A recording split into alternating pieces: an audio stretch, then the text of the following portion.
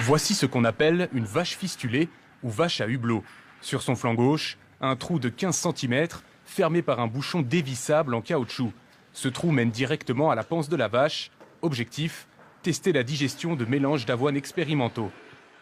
Pour savoir qu'est-ce qui est assimilable dans l'intestin, il faut savoir qu'est-ce qui était dégradé au niveau de la panse. Et pour ce faire, on met des sachets nylon contenant l'aliment qui nous intéresse à étudier. On les met pour 2, 4, 8, 16, 24 et 48 heures en incubation. À la clé, une alimentation potentiellement plus équilibrée pour les bovidés. La fistulation est utilisée ici depuis plus de 30 ans avec l'approbation des autorités fédérales. La technique est spectaculaire, mais elle ne ferait pas souffrir les animaux. Donc une vache, si elle a un problème, elle va faire un signe. Donc là, on voit qu'il n'y a aucune pression, il n'y a aucune douleur.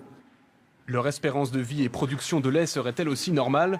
Il faut dire que les 14 vaches fistulées de l'agroscope ne sont pas choisies au hasard. Particulièrement robustes, elles ont été opérées à l'âge de 3 ans. On ouvre l'abdomen et la partie de la panse qui est juste là en dessous, on la fixe sur la peau avec une suture. L'opération, il y a tout de même des douleurs post-opératoires pendant quelques jours.